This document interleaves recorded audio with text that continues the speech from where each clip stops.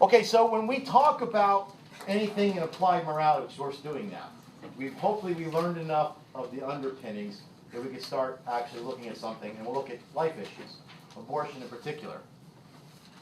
It follows from being, all right?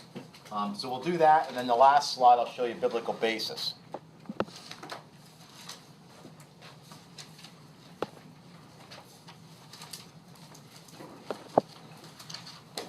If I were to ask you, can I kill or destroy what's behind that square? What would you say? What would you say, Kaba? Oh, very good. Well, they were just tomatoes, right? So you can't make good marinara without crushing those bad boys. So we would say, well, yeah, there's no problem. But they're alive, right? I mean, they wouldn't grow if they're not alive. But for us to destroy them or kill them, we have no ethical problem with that. All right? Good. If I were to ask you, is it okay to kill what's behind this? What would you say, Ron? What is it? We would not. Now look, we could, they talk in terms of destroying the dog once they hit a certain age, right? Putting them to sleep, right? So even that is a little bit different than humans, right? We'd be okay with that because they don't have a sense of time. Dogs don't, we like to think, well, I'd like to give a dog an extra 6 months, but most people in animal science tell you all the dog knows is I'm in pain. It doesn't think I want to be here for Christmas. We impose that, right? But nonetheless, we would not indiscriminately harm the animal. We would say if that did happen, that would be wrong. Okay. So is it moral to kill what is behind this square? Who said that? You were taking a guess. Okay. Well, no, we would not harm that beautiful little child. Okay? This child is exceptional, right? Is that unlike the tomato and unlike the dog, this child we would say its life is inviolable, right? We would never harm it.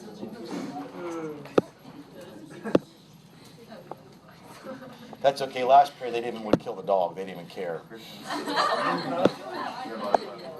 That. Kill it. Yes. So when we swat flies, no one says that there's an ethical dilemma. All right? We don't think twice, exactly. So if I were to say to you, there's something in the next room that's leaning up against the wall, can I go over and destroy or kill it? You would ask, what is it? Right? And so if we can't determine what a thing is, we can't move on. Right? So we have to start with that. So when you hear somebody, like we're talking about like the unborn, right? Some people might say, well, I don't know when life begins. Okay, now, we're going to talk about why that cannot be true. But if you don't know, then do nothing. If you were in charge of like imploding a building, because they're going to put up a nice, big new building, they want to destroy the old one, and you're the person with the plunger, right? You're going to push, and the bomb's going to go off. If I came up to you and I said, are there any human people in that building, and you say, I don't know, the only thing for you to do is to not do it.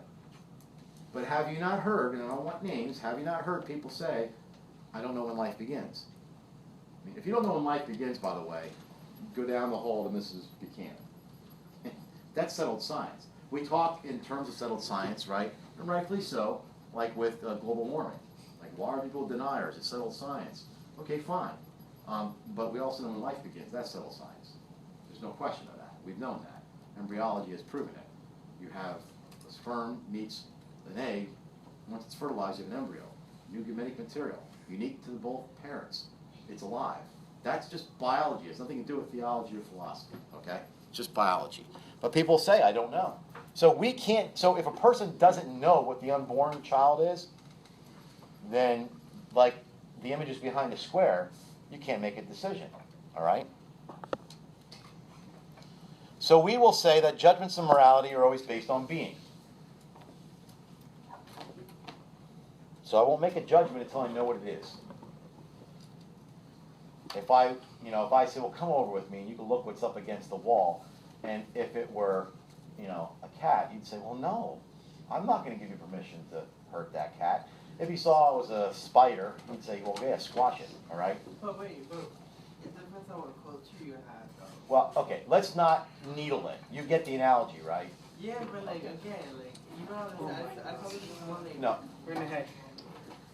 I don't know of any culture that says it's okay to kill a child, but we're going to leave the spider alone. Yeah, Mom. Isn't there in like China or something if you have a girl? Yeah, they have strict... Okay. You're not answering my question. Okay. But I don't want to needle the analogy. You get what I'm saying? Yeah. Until you know what it is, even I don't care what your culture is, until you know what it is, you will never come up with a judgment. Okay? Now, there are a lot of definitions for being. I'm giving you a very simple one, so we can move on. And I will say that a being is the substance, nature, or essence of an existing thing. All right? It is the substance, nature, or essence of an existing thing. So when Hamlet said to be or not to be, that is the question. He's talking about existing. If you wonder what he's talking about, you know. So it is the substance, nature, or essence of an existing thing. So it doesn't matter if it's a rock, a gel, you know, it doesn't matter what it is. It has some sort of being, essence to it, okay? Now, here's the difference. Now let's apply a qualifier to the word being. Human being. All right? So if somebody says to you, not only I'll finish that quote up there for you. If somebody says to you, okay, so now I accept that life begins at conception because that's what embryology tells me, right? Science tells me that life begins at conception. But I don't know if it's a human being. Really? Has anybody ever had a giraffe that you know of? You know? And this should sound silly to you. I mean, it's meant to sound silly. It sounds silly because you know darn well that no human person has a life within them that is not a human being. So those are two settled science questions. Nobody should say, I don't know when life begins, and I don't know if it's human or not. Those are two most ridiculous statements you could possibly make. Biology tells us that it is going to be alive, and unless you know of a person that gave birth to a frog or a giraffe, and what else is it going to be? It's going to be human, right? So we will say a human being is an individual embodied substance, and by embodied we mean body and soul, and this is important, of a free and rational nature. Of a free and rational nature. Yes? My cousin yesterday, he tried to bring the stuff up from abortion, but his argument was that we have the freedom to choose or whatever, and it wasn't America based on the freedom. All right, well. And I was just like... We have the freedom to choose whether he lives or dies then. And we'll follow through with his argument. Let's not get into the arguments. I want you to understand my points. In other words, I'm going to tell you that of all the things I've taught in morality, to young and to old, this is the one thing where students in this school have come to me, and they have not been Christians, they've been atheists or of another religion, and said, I've changed my position. So let me finish my argument, and then we'll worry about all that later, okay? In other words, what I'm teaching you today, you can tell your friend this, all right? Okay, cousin. Of a free and rational nature. Okay, so now listen. Here's the question. I'm saying that a human person is free and rational. You're probably thinking, how is a 6-week-old fetus free and rational? Maybe you're thinking how somebody born with a Zika virus, how are they free and rational? How is an old woman in a coma free and rational, right? Okay. We'll talk about that. We'll fix that on the slides. But we have to say this. It should be settled science. It's alive and it's human. If you say that it's not alive or it's human, you need to write a paper and get it published. Okay, because, I mean, you need to work that argument out. There's nowhere else it's going to go. Now, the personhood is not in the realm of science. Personhood now is in the realm of philosophy and theology. So, the notion of person, the word itself, the etymology comes personare, right? It's Latin, and it literally means sounding through. And it's like the sound through. And you'll get why that is the case in a minute. So personare is a Latin which means to sound through. Originally, It's a borrowed term. Originally, person or persona is how it was, referred to the mask of Greek theater, used in Greek theater, okay? So when they would put on plays in ancient Greece, they would be up there and they would hold like a mask on a stick, and then what they do, they would sound through the mask. They were taking on a different persona. This is really who they are. With the mask, I'm taking on a different persona. That term was grabbed by the philosophical and theology community and said, we're going to apply that and say, that's what makes us unique. We're persons, okay?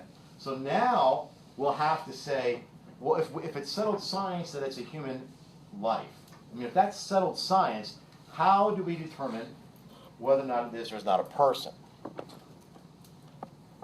Well, here's how the Catholic Church would put it together.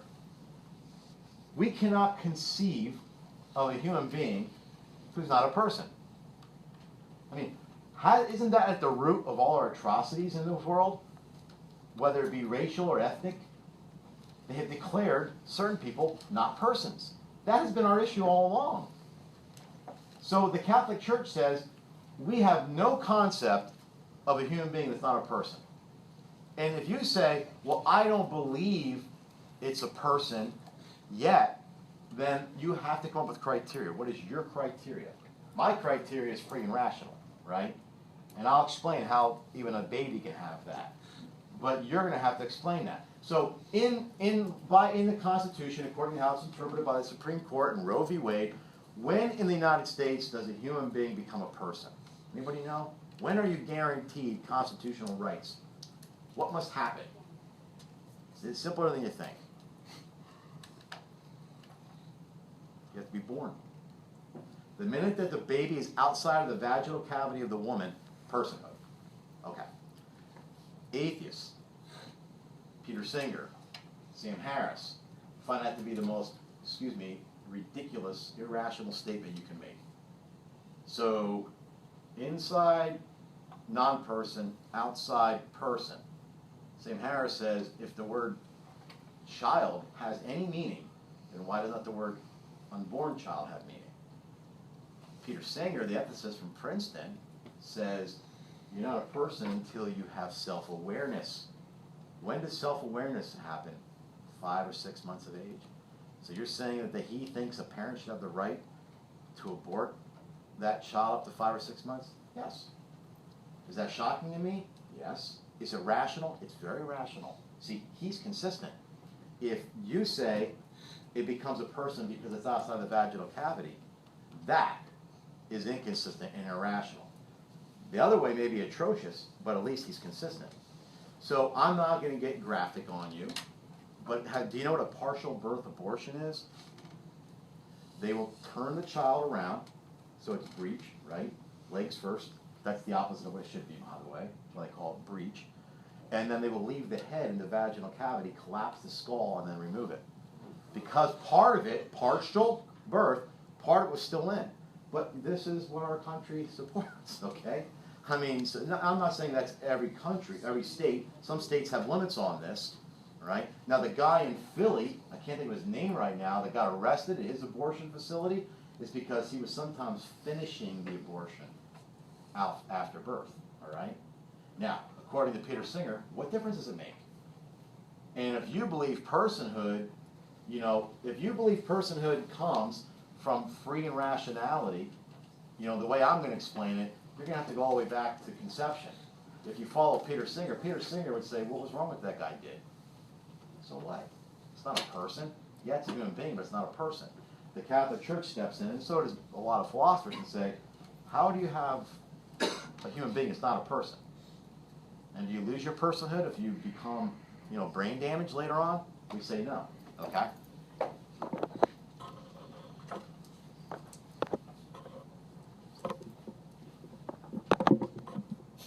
Yes. Absolutely. There it is. It did come up. Oh, yeah, it came up and went off. Okay, I'll tell you what the last part says. Personhood is not earned, and it's never forfeited. You cannot earn personhood, and you cannot forfeit personhood. So, Hitler and all his atrocities, did he ever lose his personhood? Never.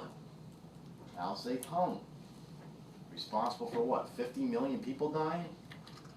Did he ever lose his personhood? Never. Stalin. We can go down the list.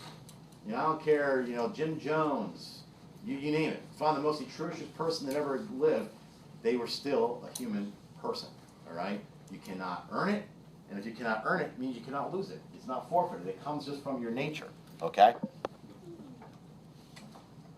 I'm going to use my computer to forward this. These things seem to be... What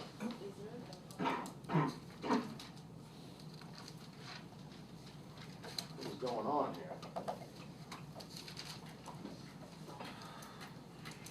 I don't know. Okay. Now, the disabled or the unborn or humans in a coma all possess rationality and freedom. And I'll explain how and what I mean by that.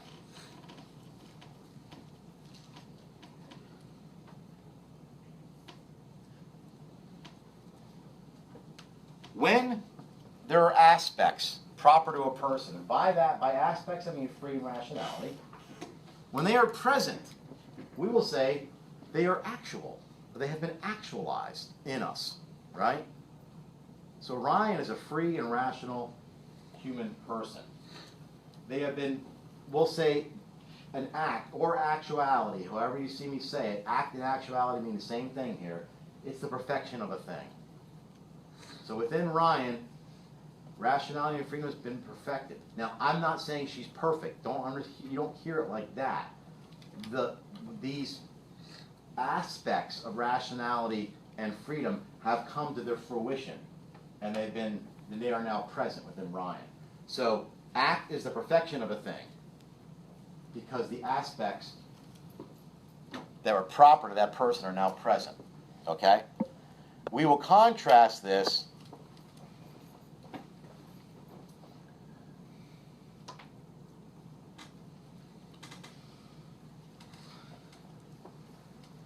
with potentiality.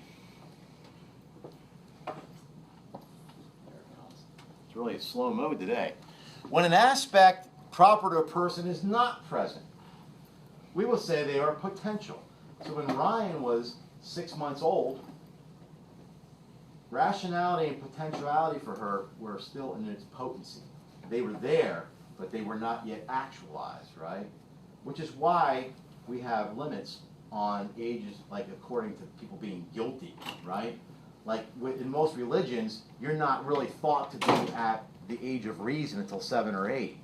There's a reason why different laws apply to minors in our country than they do to adults. Why? Because they have diminished capacity.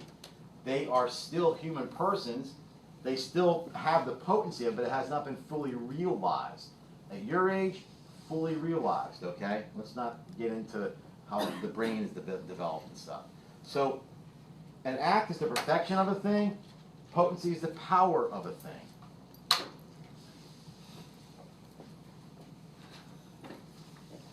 Any questions on that slide? The next one will be the one that hopefully makes it all clear.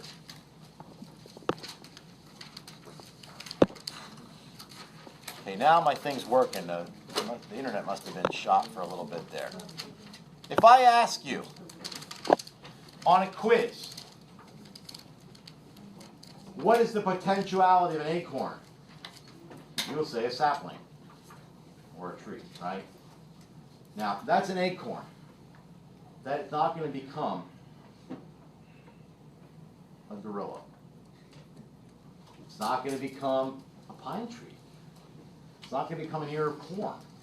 Now, why? It's not in its nature. Okay? That potential sapling, once its potency has been realized, it now becomes a sapling. So now it is an actual sapling. So the potency of an acorn is for it to become an actual sapling. But yet there's still a potency there yet. And the potency is for it to be a tree. Now, just so you understand, what I'm doing here is I'm trying to explain how rationality and freedom still exist, even when they're not actualized. So when Christian was 2 months old, or like my granddaughter that's only a month old, am I going to claim that there's rationality and freedom in that child? Absolutely. Yet you know what babies do. They eat, sleep, and poop, right? But that doesn't matter. They're there in potency, okay? My granddaughter is not going to grow up. She has no other future than as an adult. No other future. She's not going to become a zebra. And if that's silly to you, good. Then you're getting it, all right? So this is what happens. Now, let's do this with human people. An embryo, or here, a developing fetus, we would say, what is the state of the fetus? It is actually a fetus. What is its potency? It will be a toddler. I mean, there's a lot of variances we can do here. I'm just giving you, a 3-step version so you get the idea. When that little girl is actually a toddler, she still possesses the potency or potentiality to become an adult. There's nothing else. She's not going to become a tree. She will become an adult. Once that potentiality is realized and perfected, now, in actuality, she's an adult. These are the futures of each of these. That fetus will never become a tree, and this acorn will never become an adult human person. Right? Now, if that is simple to you, good. Keep that in your mind. All right? At no time has the essence of this changed. See, if I asked you, what is the essence of this acorn, you would say oak. If I'd say, what's the essence of this sapling, you'd say oak. If I say, what's the essence of this tree, you'd say oak. But they look different, don't they? What has changed? Not the essence. The essence is always there. Here, this was in potency. It had not yet been realized, but it was in its nature. Its nature contains those attributes. All right?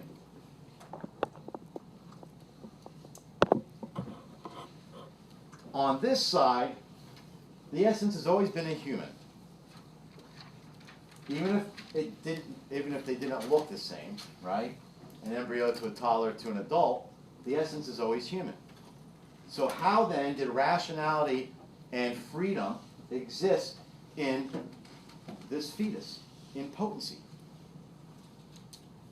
It's not fully realized yet in the toddler, but it is somewhat realized, right? But the fullness of it is there in its potency.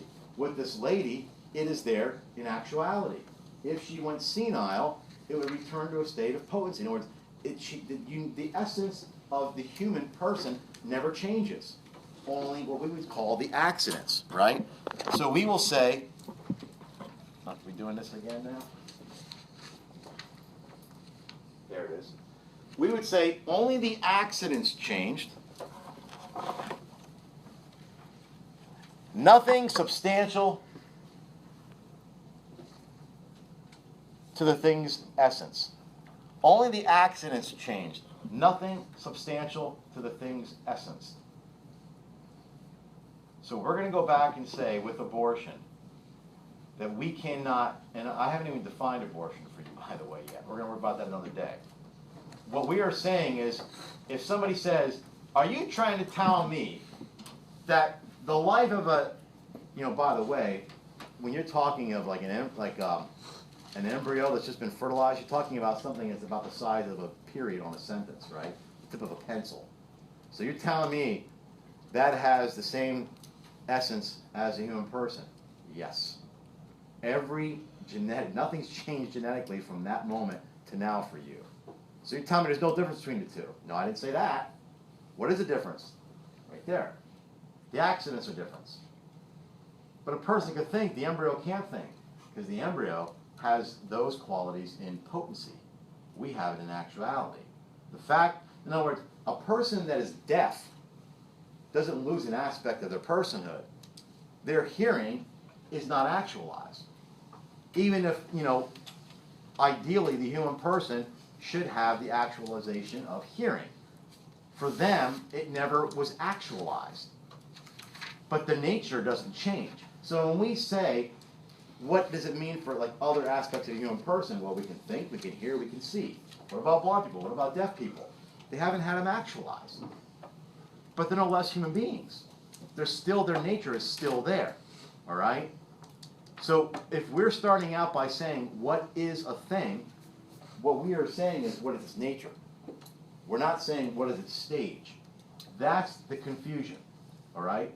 So really, you have two choices. Remember when I showed you, gave you the morality survey about when life begins and abortion?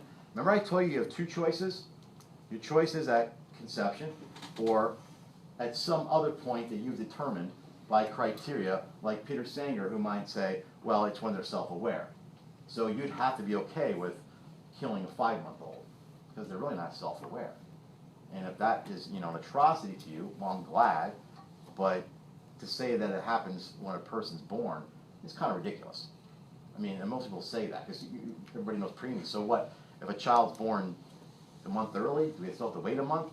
No, they're out. So, location, location, location, that means a lot in real estate. It doesn't mean a lot when you're talking about a thing's essence, okay? It's just over 11:30. Let's leave it there.